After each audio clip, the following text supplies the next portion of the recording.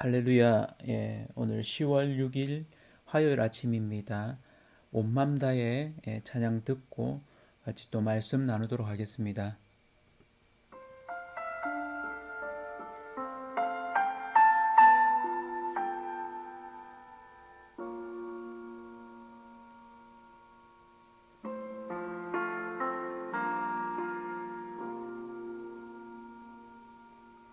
주님과 함께하는 이 고요한 시간, 주님의 보좌 앞에 내 마음을 쏟네. 모든 것 아시는 주님께 감출 것 없네. 내 맘과 정성 다해 주 바라나이다. 나 염려하잖아도 내 쓸 것 아시니, 나 오직 주의 얼굴 구하게 하소서. 다 이해할 수 없을 때라도 감사하며 날마다 순종하며 주 따르리이다. 온 맘 다해 사랑합니다. 온 맘 다해 주 알기 원하네. 내 모든 삶 주님 것이니 주만 섬기리. 온 맘 다해.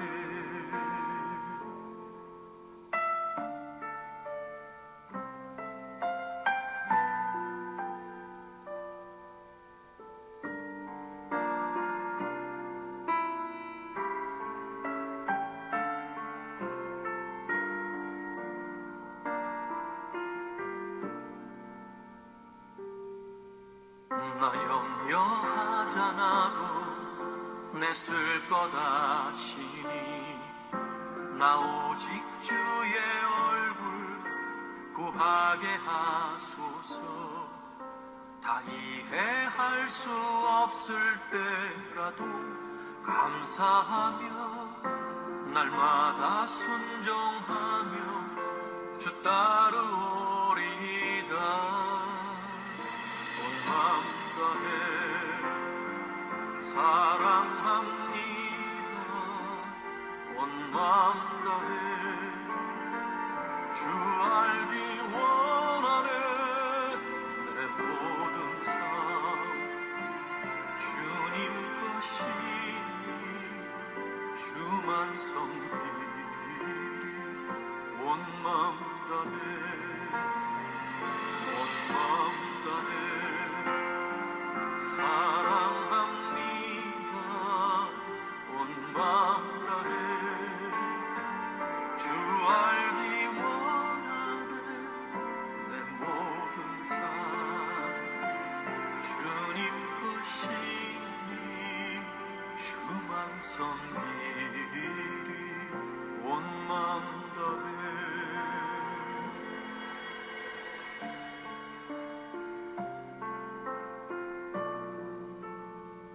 주만 섬기리.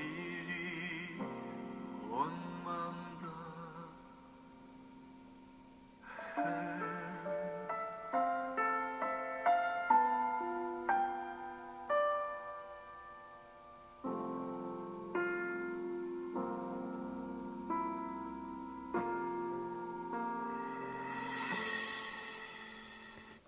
아멘. 오늘은 민수기 15장 27절에서 31절까지 말씀입니다. 제가 표준 세번역으로 한번 읽어 드리도록 하겠습니다. 만일 한 개인이 실수로 잘못을 저질렀다면 그는 1년 된 암염소 한 마리를 속죄 제물로 가져와야 한다. 그러면 제사장은 주 앞에서 실수로 죄를 지은 그 사람의 죄를 속해 주어야 한다. 제사장이 그의 죄를 속해주면 그는 속죄를 받게 될 것이다. 실수하여 죄를 지은 사람에게는 그가 본토 출신 이스라엘 자손이든 그들 가운데서 살고 있는 외국인이든 같은 법이 적용된다. 그러나 본토 사람이든 외국인이든 일부러 죄를 지은 사람은 주를 모독한 것이므로 그런 사람은 그의 백성 가운데서 쫓아내야 한다. 나 주의 말을 경멸하고 나의 명령을 어겼으므로 그런 사람은 반드시 쫓아내야 한다. 자기의 죄는 자기가 짊어져야 한다. 아멘. 오늘은 잘못을 깨달았을 때라는 제목으로 말씀을 나누도록 하겠습니다. 우리가 실수하는 적이 있죠. 예. 의도성을 가지지 않고 잘 몰라서 또 실수를 하는 그런 경우들이 있습니다. 그런 실수를 하고 자신이 실수했다는 걸 알게 되면 좀 어떤 마음이 듭니까? 그로 인해서 다른 사람에게나 뭐 공동체에 큰 피해를 주게 된다면 어떻게 해결할 수 있을까요? 자신의 잘못에 대해서 사과를 해야죠. 피해를 입힌 사람이든 또 공동체이든. 근데 의도성을 가지고 만약에 그런다면 그 사람은 참 문제가 있는 것입니다. 하나님이 사실은 어떤 면에서는 뭐 실수한 부분일 수도 있지만 고의성을 가지고 하나님께 대해서 계속 악하게 대하는 이런 이스라엘 백성을 보면서 참 걱정하신 것 같습니다. 그리함에도 불구하고 그들을 향해서는 마음을 정하셨지만 그들 후손 또 그들 이후의 삶에 대해서는 하나님이 열어두십니다. 길을 열어두시죠. 그러니까 하나님이 뭐 사생결단을 보시거나 이러지 않고 계속해서 여지를 남겨두시고 회복하실 그런 기회들을 주시는 것, 은혜의 하나님이심을 볼 수 있습니다. 죄에 대한 인식, 죄에 대한 각성, 이것이 거룩으로 가는 길입니다. 그러니까 우리가 거룩이라고 생각하면 고고하고 도도하고 잘못을 전혀 하지 않는 이런 것을 쉽게 생각하는데 하나님 그런 분이시죠. 그런데 우리는 그 잘못을 하기도 합니다. 실수하기도 합니다. 그럴 때 우리가 그 잘못을 깨달았을 때, 죄를 인식하게 되었을 때 그것을 알게 되면 돌이키는 그 방법이 있습니다. 그래서 그 돌이킴에 있어서 하나님의 백성을 거룩하게 빚어가시는 방법, 삼으시는 방법은 이 방법입니다. 그 방법은 다른 게 아니라 돌이키는 거죠. 그래서 하나님 앞에 자신의 죄를 깨닫게 되면 그 길을 돌이키고 또 하나님 앞에 속죄제를 드리는 겁니다. 그러면 하나님이 그 죄를 속하시는 거죠. 그것이 이 말씀에서 주시는 말씀입니다. 암염소 한 마리를 속죄 제물로 가져와야 된다. 그러면 제사장은 그의 죄를 속하는 것이다. 그러나 그가 일부러 그랬다면 그는 백성에서 쫓아내야 된다. 그것은 유대인이든 이방인이든 상관없이 동일하게 해당된다라고 하나님이 이미 구약에서 은혜의 어떤 모두에게 열려 있는 열방을 향한 인류를 향한 그 하나님의 은혜의 폭을 보여주십니다. 그렇다면 지금은 어떻게 할 수 있을까요? 그 당시에는 속죄제를 드려야 되지만 영원한 속죄제물, 화목제물 대신 예수 그리스도가 십자가에 죽으심으로 그 피로 인해서 우리가 구원을 받게 되었습니다. 이 사실을 믿는 자는 지금이라도 우리가 자범죄를 범하거나 실수하는 부분들이 있다면 그때마다 하나님 앞에 자백하는 겁니다. 고백하는 겁니다. 기도하는 거죠. 왜 그럴까요? 예수 그리스도가 이미 십자가에서 죽으신 그 사실을 다시 믿는 것, 다시 하나님 앞에 서는 것입니다. 신앙생활은 우리가 한 일이 아닌 하나님이 우리에게 은혜로 주신 예수 그리스도의 그 보혈을 믿음으로 나아가는 것이죠.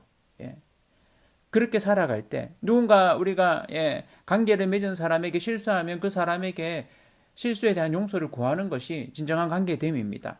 하나님을 믿는다는 건 관계의 하나님 앞에 우리의 잘못에 대해서 자백하는 것입니다. 고백하며 하나님이 그 부분에 대해서 사하십니다.